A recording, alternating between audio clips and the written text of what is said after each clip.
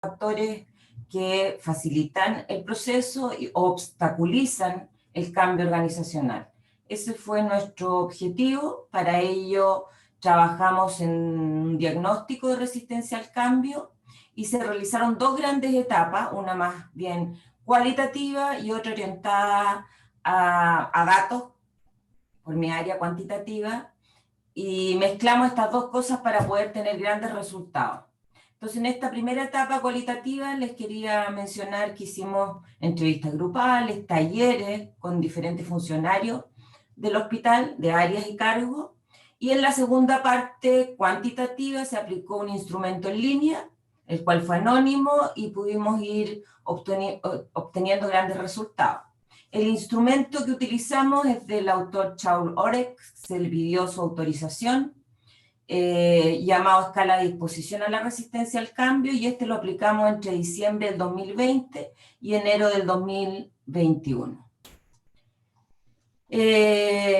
Trabajamos estadísticamente la muestra, para ello recibimos una cantidad de respuestas superior a los 150, y aquí en el lado izquierdo de la pantalla pueden ver el cuestionario que se aplicó, un pantallazo, y enseguida caracterizamos la muestra, por supuesto, del género, rango de edades, nivel educacional entre ellos. También caracterizamos la muestra desde el punto de vista de las posiciones dentro del hospital y el tiempo que llevaban en la institución. Esa fue la caracterización de nuestra muestra. Pero más allá que eso, dentro del instrumento que ocupamos, que de resistencia al cambio, como les mencionaba, medía cuatro grandes dimensiones, con 17 ítems, de los cuales medimos búsqueda de rutina, que es clave para lo que es resistencia al cambio, el tema de reacción emocional, enfoques a corto plazo, rigidez cognitiva. Ahora, ¿en qué consistían estas dimensiones? Para nuestro tema era ideal poder diagnosticar estas líneas basado en la predisposición y grado en el que los individuos prefieren las tareas. También medimos el tema del malestar o ausencia de entusiasmo o ansiedad que el individuo experimenta al enfrentarse a los cambios. La tercera dimensión medimos todo lo que es relacionado con el grado en que los individuos se preocupan por los inconvenientes, en lugar de centrarse en los posibles beneficios que podrían presentar el cambio. Y finalmente el tema de la rigidez cognitiva, que estaba referido a la inflexibilidad en el pensamiento y la dificultad para aceptar nuevas ideas, perspectivas y métodos. Es un instrumento que nunca se había aplicado en la línea de salud, así que hemos tenido muy buena acogida. Nosotros de alguna forma quisimos representar a grandes rasgos que los resultados que obtuvimos principalmente en las dos primeras dimensiones fue muy bueno. Lo quisimos representar bueno, aquí está la línea negra que nos muestra el promedio, pero podemos ver aquí visualmente que en las dos primeras dimensiones encontramos a la mayor cantidad de los grupos evaluados en una situación muy buena referente al cambio. Ahora hay otros resultados que nos implican que tenemos que desarrollar cierta estrategia para poder lograr que esta línea se sitúe principalmente en el área verde. Pero los resultados en general fueron muy buenos. Para ello nosotros empezamos a detallar más los resultados para poder ver qué estrategias se deben ir ocupando en este proceso para enfrentar este cambio, para lo cual, bueno, podemos ver aquí que, y un poco lo que les decía, que hay más de un 54% con una buena resistencia al cambio. O sea, no tenemos tanta gente y tenemos gente muy dentro del equipo, gente que va a apoyar este proceso. Para ello medimos todas las, desde el punto de vista porcentual, y fuimos midiendo también cada una de las dimensiones. Como les mencionaba, muchas dimensiones fueron con resultados muy buenos. Búsqueda de la rutina, por ejemplo, con un 57.2% que presenta niveles bajos a la resistencia al cambio. Yo lo quise exponer aquí en verde, para ver que el resultado fue muy bueno. Hemos comparado estos estudios con otros estudios y nos dimos cuenta que en particular hay buenos resultados. Tenemos en una segunda dimensión un 41% con personas de niveles bajos a la resistencia al cambio, y en el resto de las dimensiones baja un poco, pero igual hay que trabajar esos aspectos. Es importante que se muestren resultados para identificar las estrategias más claves. Y finalmente, lo que es la última dimensión, también hay que trabajar aspectos relacionados con el tema de la inflexibilidad. Es importante mencionar aquí que hay un elemento que puede afectar los resultados en estos temas, que es el tema de la pandemia. El contexto de la pandemia puede afectar estos resultados producto de todo lo que se ha estado viviendo. Me gustaría que la parte final, como hemos trabajado en equipo, pueda Gabriela mencionar algunas consideraciones finales. Perfecto, muchas gracias, Claudia. Sí, yo también celebro que en un proceso o en un proyecto que es eminentemente técnico se incorporen elementos que busquen comprender la complejidad humana que hay en un proceso de cambio, ¿no? O sea, así como hay una complejidad técnica, en un proceso como este hay también una complejidad más bien social de procesos humanos. Entonces, esta fue la idea un poco de incorporar el tema de la gestión del cambio en esta creación y modelamiento de procesos para el Hospital San José de Coronel. Bueno, y algunos elementos que creo que es importante considerar en este diagnóstico es el contexto de pandemia, que sin duda ha generado un quiebre brutal en toda la sociedad, donde uno de los agentes más afectados son las instituciones sanitarias. Entonces, para poner en contexto el diagnóstico, creo que es importante tener claro cómo la pandemia de alguna manera exacerba este sentido de exigencia, el desgaste, y también incluso una sensación de agobio y de malestar que puede estar experimentando los profesionales de la salud. Lo otro que creo que es importante enfatizar es que la resistencia al cambio es un proceso transversal, incluso cuando el cambio se visualice como muy positivo para nosotros. Resistirse a la novedad tiene que ver mucho con también la búsqueda de cierta seguridad, ¿verdad? Y afecta no solamente a las personas. Nosotros nos centramos mucho tal vez en el diagnóstico hacia la dotación en las personas, digamos, en los trabajadores de la salud, pero también hay que entender que los grupos y los sectores también tienen resistencia, y se describen una serie de resistencias más bien culturales. Entonces, creo que también es un elemento que hay que considerar. Otro elemento tiene relación con la complejidad y las particularidades del sector salud. Es un sector que es especialmente sensible para toda la población, donde están expuestos permanentemente, como decía antes, a una serie de exigencias, y que están además como en vitrina, ¿no?, para el resto de la sociedad. Claudia, si quieres pasar a la siguiente. Antes. Bueno, y de alguna manera yo creo que todos nos preguntamos qué hacer y cómo abordar el tema de la resistencia. Entonces, aquí hay algunas ideas, algunos planteamientos que son susceptibles de ser implementados, y algunos tienen que ver con una estrategia muy genérica, que es la comunicación. Es decir, cómo nosotros, informando, educando a la población, manejamos de alguna manera las aprehensiones que la gente tiene frente a lo nuevo. El ejemplo de la vacuna es el que se me ocurre así como más concreto, ¿no? En que hubo una tarea muy importante que todavía se mantiene respecto de los potenciales beneficios que tiene. Porque aún, como decía antes, pese a que todos sepamos que el cambio es favorable, o que implementar una acción como esa es positivo, aún quedan resabios de resistencia que tienen que ver más bien con lo emocional.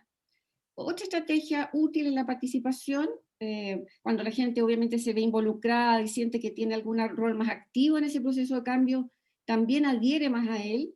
La facilitación también puede ser una estrategia útil cuando el cambio genera mucha ansiedad y bueno, y se produce esta especie de acompañamiento. Creo que también es importante esta idea de generar este sentido de urgencia. Así lo pusimos acá, pero esta idea de ambición, esta idea de tener un ímpetu, esta idea de tener una proyección, una expectativa positiva hacia lo que viene. Y ahí los líderes tienen un rol muy activo y muy estratégico.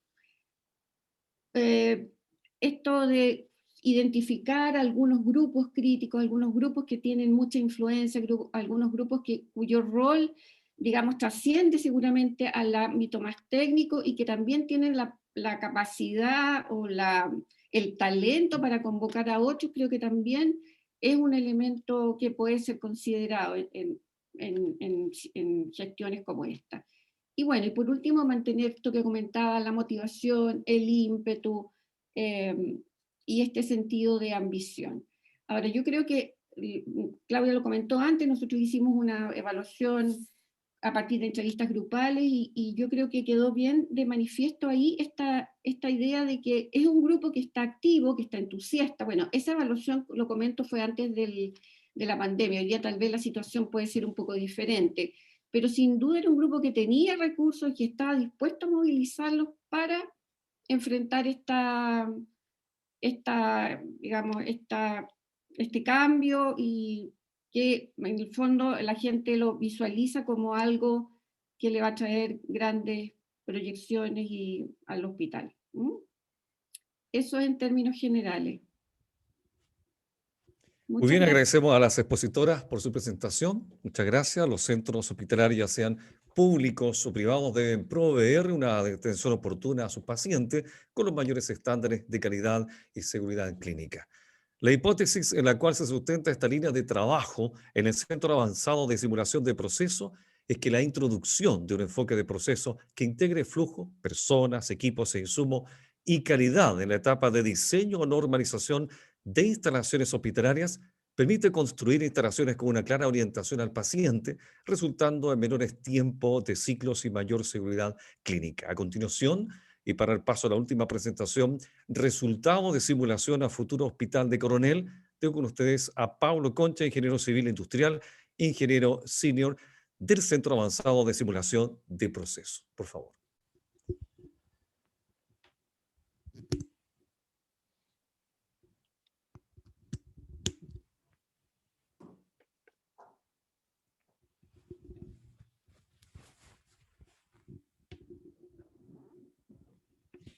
Ok, está muteado.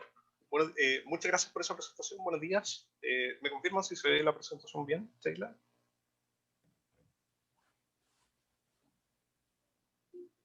Sí, Pablo, se ve bien. Ah, perfecto. Ok. Se me dio la tarea de mostrar los resultados del proyecto de simulación del futuro Hospital de Coronel, desarrollado por el equipo del Centro Avanzado de Simulación de Procesos, compuesto por Catalina Gómez, Danilo Parada, Emanuel Vázquez y quien les habla. Y antes de partir, muy brevemente, recalcar el por qué utilizar simulación en realidad para un proyecto de este tipo y en esta etapa donde todavía el hospital está recién diseñado. La idea generalmente, en este caso, es disminuir la incertidumbre con respecto al desempeño del futuro hospital.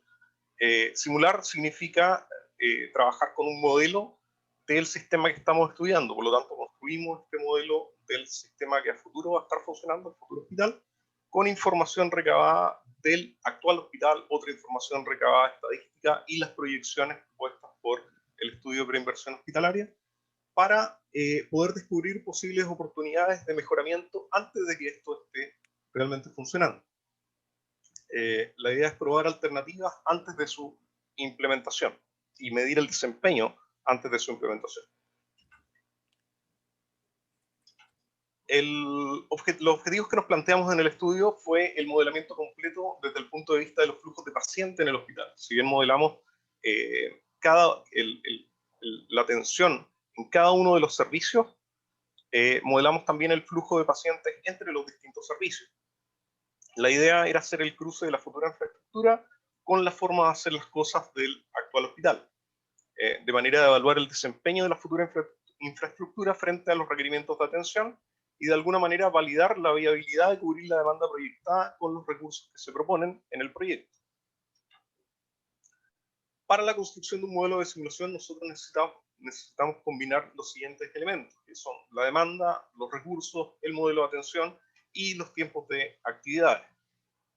Las fuentes de información que utilizamos son el estudio de preinversión hospitalaria, desde donde obtuvimos las proyecciones de demanda anuales, los recursos físicos, los recursos humanos, los planos también, para trabajar sobre el layout, del DEIS, del Departamento de Estadística e Información de Salud.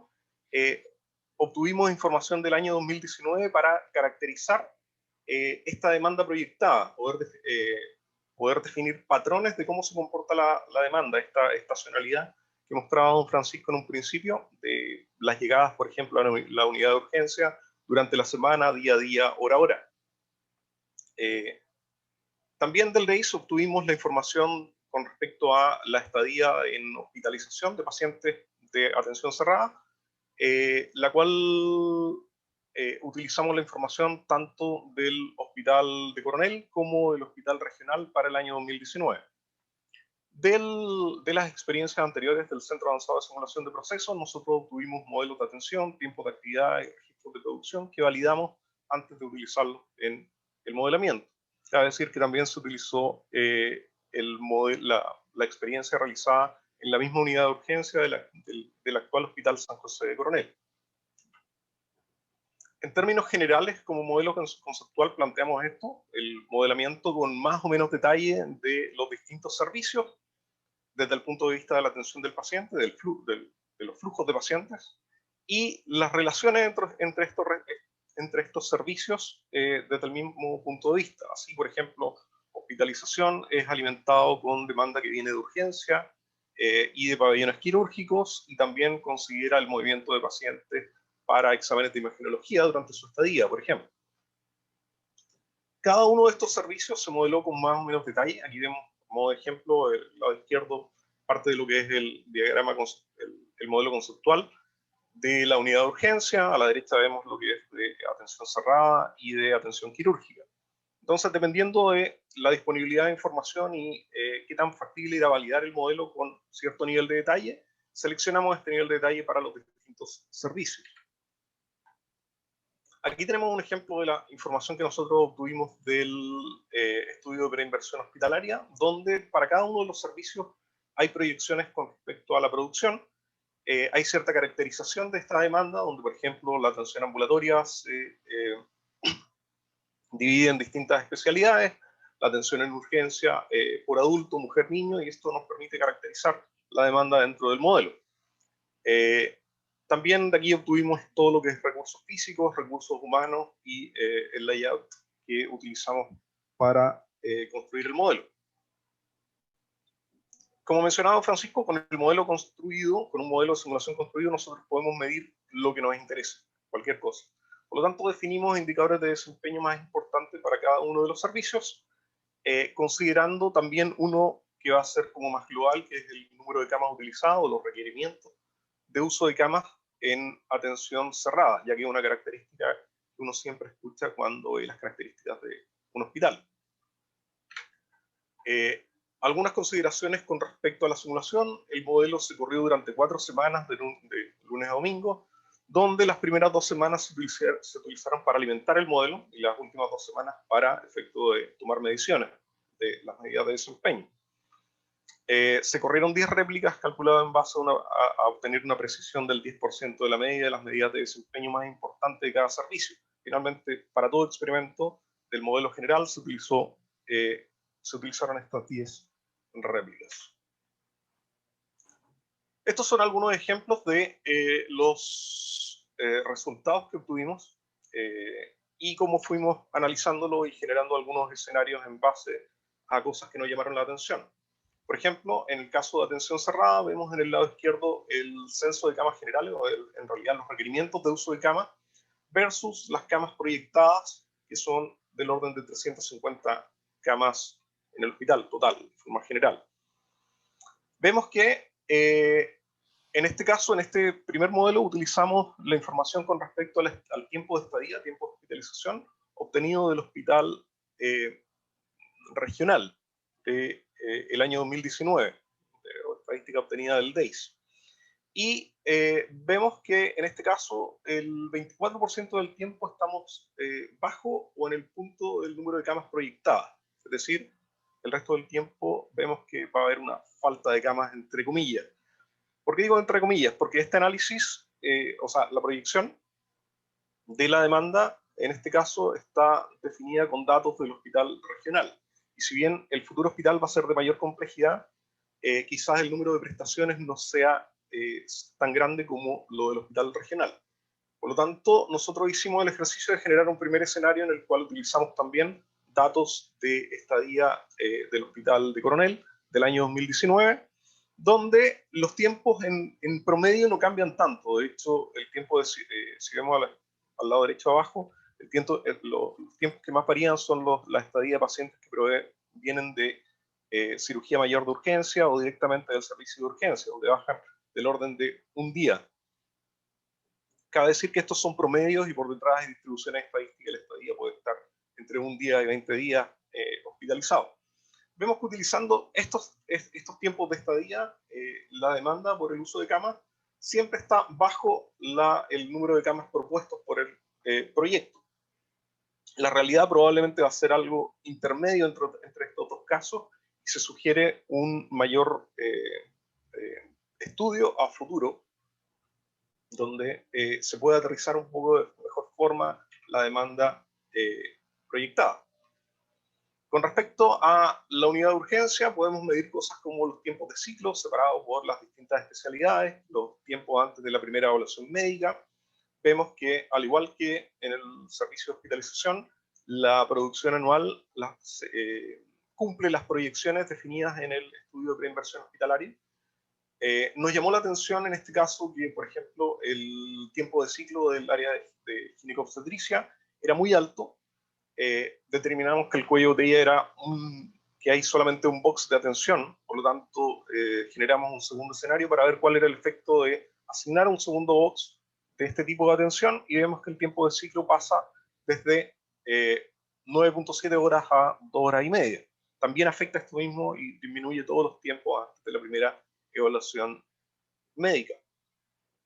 El mismo efecto se obtiene no agregando un recurso, sino reasignando un recurso, un box de atención de medicina general, dejándolo con atención indiferenciada para el área de ginecobstetricia. Entonces, estas son decisiones de gestión que se pueden probar con anterioridad antes de que el sistema esté funcionando. También obtuvimos los censos de las salas de espera. Separamos las salas de espera como primaria y secundaria. Esto es antes de triage, después de triage. Y podemos ver su comportamiento durante el día. Podemos ver esto comparado con la curva de arribos promedio durante la semana. Cabe decir que estos son el censo de las salas de espera de pacientes y hay que tener consideraciones también del espacio cuando estamos hablando de que los pacientes vienen con acompañantes. Algo a tener en cuenta a futuro. Aquí vemos los resultados de la atención quirúrgica. En este caso nosotros se modeló un poco distinto. No cargamos directamente la proyección de demanda anual, sino que trabajamos bajo ciertas consideraciones. Primero, no hicimos una optimización de la tabla quirúrgica, sino que tenemos un pool de distintas prestaciones, donde cada tipo de cirugía tiene asociado distribuciones de tiempos de proceso para la cirugía, para tiempos de preparación y tiempos de recuperación de los distintos tipos de pacientes. Para cada pabellón, al inicio del día, fijamos una primera cirugía y luego, a medida que estas van terminando, se llama a un siguiente paciente de manera de atender durante todo el turno de trabajo. 30 minutos antes del turno se toma la decisión en el modelo si es que se alcanza a operar un siguiente paciente o no. Como teníamos esta incertidumbre con respecto a cuándo terminaba el turno, también definimos el indicador de desempeño del tiempo extra de uso del pabellón. ¿En qué momento se cierra? En este caso, para el tiempo, para la atención de cirugía mayor electiva, se está cerrando del orden de 2 horas después del término del turno y en el caso de la cirugía mayor ambulatoria del orden de 1 hora y media antes del término del turno se pueden cumplir la demanda proyectada. Cabe decir que la demanda proyectada en el caso de la cirugía mayor electiva tenemos una diferencia del 10%. Esto nosotros se lo atribuimos a que no estamos haciendo una optimización de la tabla quirúrgica, lo cual es importante para tratar de obtener el mejor desempeño de cada uno de los pabellones. Creemos que esto es importante, quizás también a futuro estudiarlo, analizando las alternativas de optimización de las cirugías en el día. Aquí vemos los resultados de apoyo diagnóstico, específicamente imagenología, donde la demanda proyectada alcanza a cubrir las proyecciones o sea, la demanda atendida alcanza a cubrir las proyecciones del estudio de preinversión hospitalaria. De aquí también obtuvimos resultados de utilización de los recursos más importantes. Nos llamó la atención en este punto que el tomógrafo axial computarizado contaba con un solo vestidor, si bien solamente utilizan vestidores pacientes que vienen de la atención abierta, los pacientes que son hospitalizados y los pacientes de urgencia tienen prioridad y entran directamente con la camilla.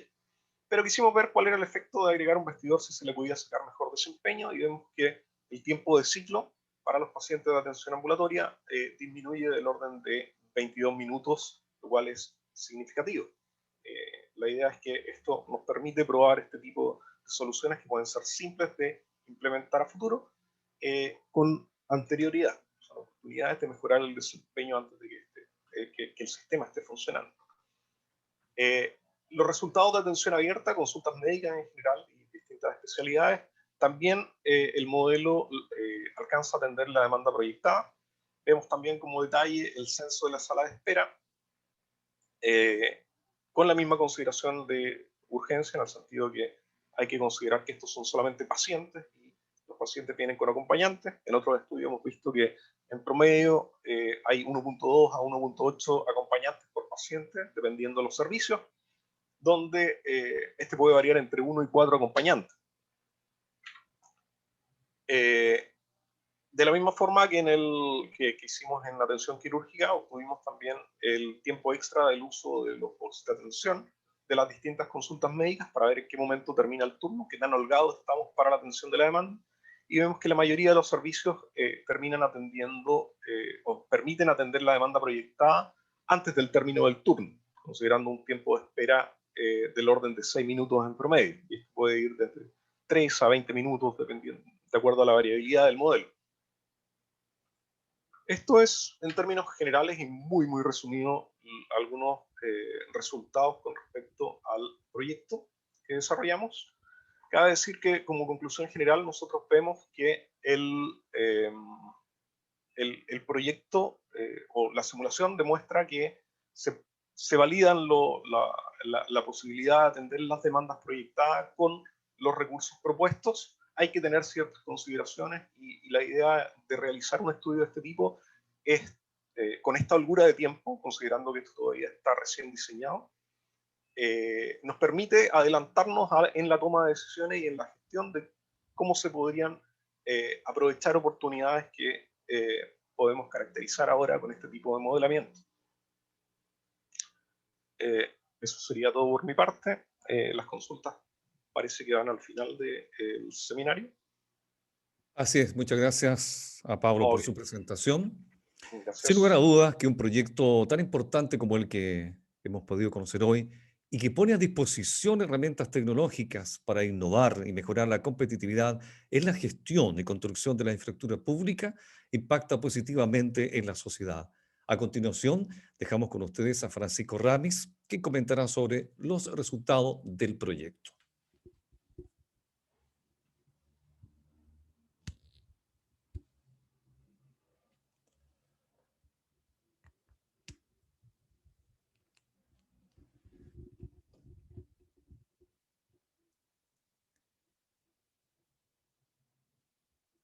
Francisco, tu audio. Decano está silenciado. Sí. Me desapareció los botones de Zoom. Ahí sí. Se escucha perfecto. Ok, muchas gracias. Bien. No hay video esta vez, así es que vamos a ir bien. Comentarios respecto a lo realizado. En primer lugar, destacar que esto de mezclar, ¿no es cierto?, tecnología con la dimensión humana es muy importante, ¿no? Los ingenieros pensamos o creíamos, ¿no?, de que las buenas ideas se venden solas, y la verdad es que no es así, ¿no?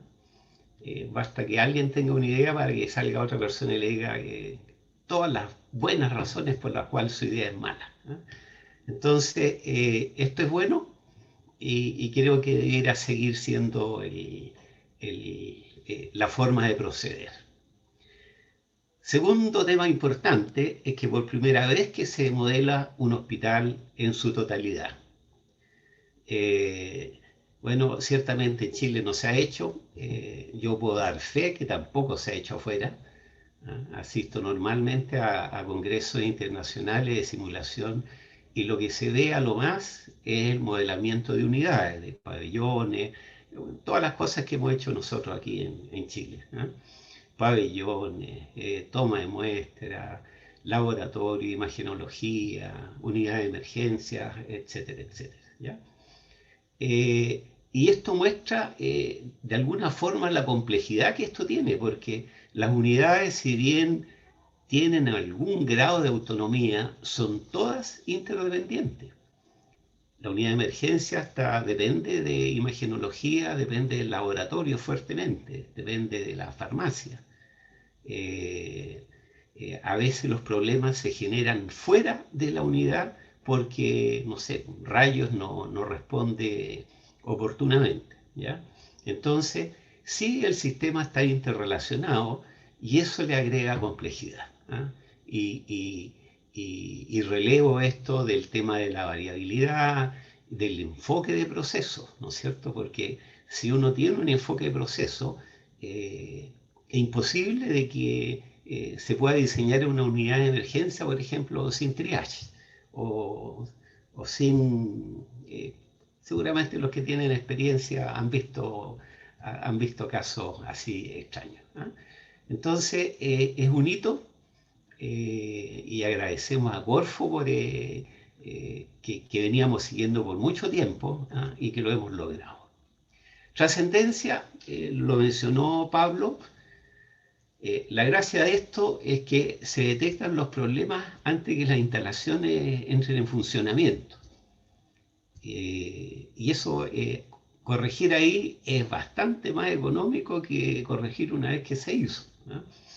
Y la idea de esta nosotros la sacamos porque trabajamos en mejoramiento de procesos en unidades existentes o cuando había un hospital que se estaba construyendo, el director del hospital lo único que quería era que le entregaran el hospital rápidamente para él poder hacer las modificaciones que necesitaba hacer, ¿no? Así es que se ahorra mucha plata, ¿ah? Y que probablemente se puede usar en otras cosas. La gracia de esto es que realmente se enfoca en los pacientes, ¿ya? Cómo se entrega salud a los pacientes. Y son ellos los directamente beneficiados. Pero no tan solo ellos, también los funcionarios, porque cuando uno trabaja en procesos que funcionan bien, no es como trabajar en una compañía de bomberos, ¿no es cierto? Que cada vez que suena la alarma, nadie sabe lo que va a pasar, ¿Mm? Entonces, yo digo, y claro que nadie está de acuerdo con eso, es como que a uno le subieran el sueldo, ¿ah? Que los procesos funcionen bien. A lo mejor mi amiga Gabriela ahí estará de acuerdo ahí, ¿eh? Bien, y finalmente esto no reemplaza a nadie, ¿ah? Sino que complementa las capacidades de análisis que tienen los arquitectos, los ingenieros, etcétera, etcétera, ¿ya? Así es que aquí no hay una crítica, por favor que quede claro esto a la salud en Chile o al tipo... la medicina es muy buena, los cuidados de la salud son muy buenos, pero seguramente la debilidad la tenemos por el lado de cómo se entrega salud, ¿no es cierto? Que estos son los procesos. 82 años de expectativa de vida al nacer, yo creo que avalan eso de que tenemos buena medicina y que tenemos buenos cuidados de la salud. ¿Qué es lo que hay en estos momentos? Así, alerta. Fíjense que del año 2010 la OMS saca una publicación en que, no voy a leer todo esto, dicen de que hay que dejar de lado el enfoque ese de camas, porque a partir del número de camas se deriva todo hacia abajo, y proponemos el uso de enfoques basados en un modelo de producción, como el pensamiento Lean, que se centra en el valor sumativo de los diferentes procesos para el principal cliente, es decir, el paciente, ¿ya? O sea, nosotros tenemos que tener un enfoque de proceso, pero donde las actividades agreguen valor, ¿ya? Eso quiere decir, en el ámbito público, ¿no es cierto?, que los pacientes valoren. Nadie valora hacer cola, ¿no es cierto?, esperar, a no ser que tenga algún tipo de desorden, ¿no es cierto?, pero eso no agrega valor, agrega costo para todo el mundo. Algo más reciente, ahora a comienzos de este año, sale el Índice de Innovación Pública del Laboratorio de Gobierno, que es un proyecto conjunto con el Banco Interamericano de Desarrollo, en que se miden en 4 dimensiones las capacidades de innovación de las instituciones públicas. Capacidad, recursos e insumos que tiene la institución, sus procesos y sus prácticas, resultados de la innovación y la gestión del conocimiento. Ahí faltó un tipo. Respecto a los primeros dos, que yo creo que son los que nos podrían interesar, este de proceso y práctica, menos del 50% de los establecimientos encuestados tienen definido o formalizado sus procesos, ¿ya? Entonces, uno pregunta, ¿y cómo lo hacen? No, si la gente sabe hacerlo. Pero no hay un enfoque de proceso, ¿eh? Y esto no solo en salud. Y respecto al primero, que las capacidades digitales, llámese computadores, software, etcétera, son muy disímiles entre las diferentes instituciones. Eso probablemente es lo que queda a futuro de integrar el modelamiento de proceso con lo que hace los sistemas informáticos del hospital, ¿no? Es algo que está en desarrollo. ¿Qué más? Aquí hay información, este es un pantallazo de todo lo que se puede sacar, ¿eh? Para los diferentes pacientes, etcétera, etcétera, etcétera. Aquí está más información de la que probablemente se puede usar en vida. Así que esto dice también que seguramente vienen nuevos desarrollos relacionados con inteligencia artificial, procesamiento de grandes volúmenes de datos. Yo no creo eso de que los robots algún día nos van a reemplazar, ¿eh? Pero sí ciertamente que el uso de estas herramientas complementa las capacidades cognitivas de las personas. Nuevamente la vista del hospital, y pasamos ahora a la ronda de preguntas y al final tendremos un cierre de la sesión. Gracias. Perfecto, decano, muchas gracias. Para finalizar con la actividad, daremos paso a las preguntas a los expositores. Invitamos para ello a Javier Ramis, que moderará esta sección.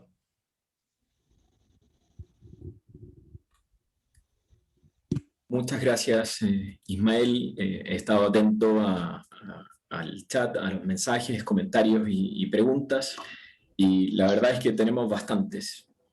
Comparto algunas de ellas para que los expositores nos puedan ayudar con su opinión, con su respuesta.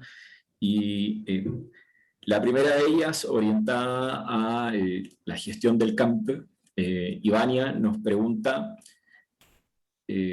si la dimensión que se considera de las personas Sí, más bien, si se considera solamente la reacción de las personas como algo normal, o también hay espacio para hacer las diferencias y reconocer si las personas están reaccionando desde la ansiedad o alguna otra característica.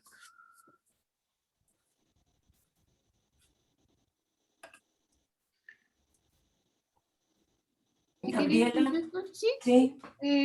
sí, yo leí la pregunta de Iván y la verdad es que efectivamente hay resistencias que tienen un componente emocional. Sabemos que las resistencias no son cognitivas, uno a veces sabe qué es lo que debe hacer, qué es lo mejor, pero aún así no lo hace, ¿no? Entonces, parece que afectivamente hay cosas que nos pueden bloquear. Entonces, desde ese punto de vista, se describe que hay acciones como de acompañamiento, cuando lo que genera resistencia es la ansiedad. Entonces, efectivamente, ese componente está, lo que ella menciona. Puede haber una resistencia emocional, como ella comenta, a lo mejor ansiedad frente al cambio, y la forma de abordarla es a través de algo que se conoce como facilitación, soporte, acompañamiento, cuando lo que viene nos genera mucho miedo. ¿Mm? Y como comentaba antes, a veces puede ser algo muy positivo, ¿eh? No necesariamente algo que para todos sea una amenaza. Muchas gracias, Gabriela. Y en esa misma línea, Pedro nos pregunta qué acciones y recomendaciones proponen ejecutar según los resultados de la escala de disposición a la resistencia al cambio.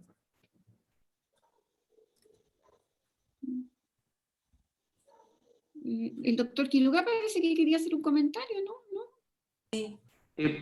Sí, gracias, Gabriela. No solamente acotar respecto a qué está pasando con el personal actualmente del Hospital San José de Coronel. Efectivamente, se observa ansiedad, se observan grandes expectativas, pero también dentro de la ansiedad, nosotros como hospital estamos viendo el tema de aumentar y mejorar la brecha del número de funcionarios y además las capacitaciones.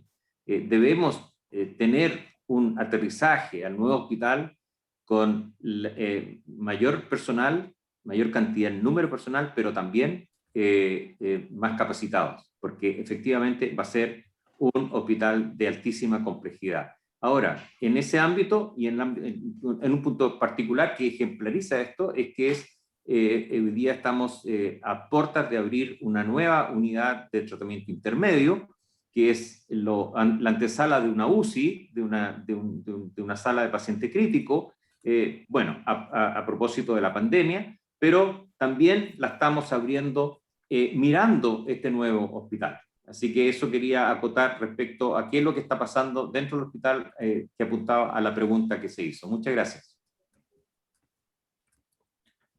Muchas gracias y retomo la pregunta anterior. ¿Qué acciones y recomendaciones surgen de los resultados? No sé, Claudia, ¿quieres Bueno, contestar? agrego algo y un poco incorporando la pregunta anterior también. Gabriela, dentro de lo que trabajó al final, ¿cierto? Hablamos de mucho el tema de la comunicación, la capacitación, el involucramiento. En los primeros talleres que hicimos con Gabriela en el hospital, que fue presencial, todavía no teníamos el tema de la pandemia, trabajamos mucho el tema del involucramiento con la idea, con el nuevo proyecto. Y hay dos cosas también importantes que fuimos identificando. Una, que en general el sentido de urgencia apoya a los procesos de cambio y la ansiedad en su justa medida, ¿cierto?, también apoya los procesos de cambio. Entonces, al trabajar con la gente y hacer este tema de lluvia de ideas, que lo vimos con la Gabriela al inicio del proyecto, trabajamos mucho el tema del involucramiento y hay que seguir trabajando el tema de la comunicación y, como decía el doctor Quiroga, el tema de la capacitación para que la gente se sienta preparada frente a este nuevo cambio. Eso. Gracias, Javier. Perfecto. Muchas gracias por responder y en este mismo tema ya agrego una pregunta que Juan nos pregunta. En términos generales, ¿cómo facilitar la participación de la gente, entendiendo que están todos ocupados, tienen su rutina diaria, y llevarlos a compartir información siempre es difícil, ¿ya?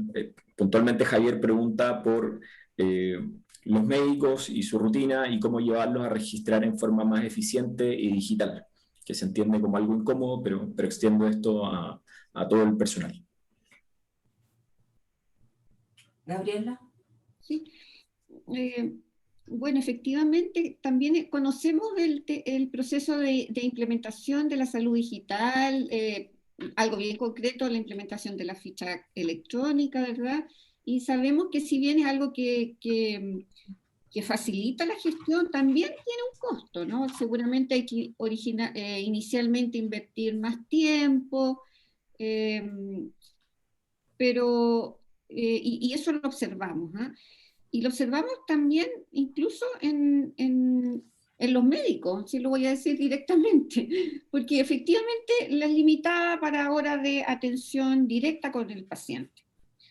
Pero yo insisto en esta idea de que si el sistema está diseñado, pensado por médicos y para médicos, o sea, por médicos y para ellos, digamos, hay más posibilidades de que se apropien, ¿no? No es una herramienta externa, ajena, que diseñó una persona que está fuera del sistema, que no conoce la realidad del día a día en salud, y por lo tanto, si ellos sienten que tuvieron un rol activo en ese diseño, lo más probable es que se apropien de él.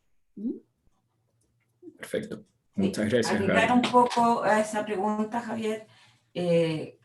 Nosotros hemos trabajado en otras áreas el tema de gestión del cambio, trabajamos con el tema de la ficha digital con Gabriela y realizamos varios talleres a médicos para ver el tema de la resistencia. Y yo diría que la respuesta que nos hemos encontrado, que necesitamos un rol activo de los médicos, un involucramiento, y no escuchar esta frase de otro proyecto más, otros gastos más, y la verdad es que eso de repente puede llevar a como decía Francisco, ¿cierto, Rami? Puede llegar a un fracaso de tremendos proyectos porque no hay un involucramiento, un rol activo, y sobre todo del área de no solo de los médicos, sino en general todo el personal que trabaja en el área de salud. Eso es súper importante. Perfecto. Muchas gracias. Doctor Fernando. Perdón, la verdad es que, disculpen pero surgen cosas y me anima a decir cosas. Pero muy breve, respecto a este proyecto que se hace, es el karma de la salud, en el sentido de que hay un chiste, ¿no? del mecánico de automóvil con el médico o el personal de la salud en general. El mecánico de automóvil trabaja con un motor apagado. En la salud se trabaja con el motor encendido. Y aquí está pasando exactamente lo mismo. Estamos en un proyecto sobre un hospital, pero un hospital que está funcionando y que está trabajando. Y la proyección se hace en virtud de lo que está ocurriendo en el día a día en este recinto hospitalario. Así que eso es para hacer una analogía nomás. Muchas gracias. Gracias, doctor. Y en honor al tiempo, paso a una última pregunta, donde María nos pregunta cómo es que la simulación, ¿ya?, que atiende rutinas y flujos establecidos, se hace cargo de los imprevistos, ¿ya? ¿Cómo se consideran las medidas de contención? ¿Ya? Y para eso cedo la palabra a Pablo Concha o Francisco Ramis. ¿Cómo es que la simulación atiende el día a día aquello que no se puede proyectar con toda facilidad?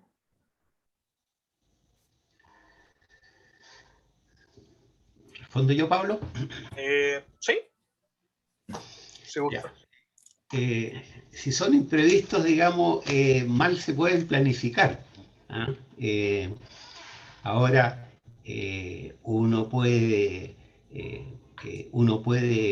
tratar de asignarle alguna probabilidad de ocurrencia a los imprevistos, y ahí tomar acción.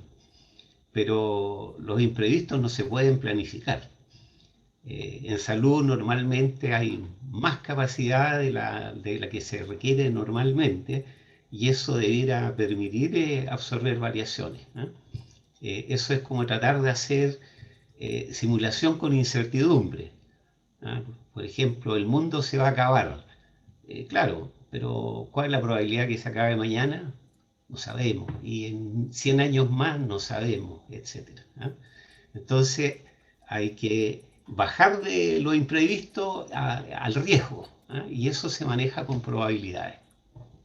Espero haber respondido tu consulta.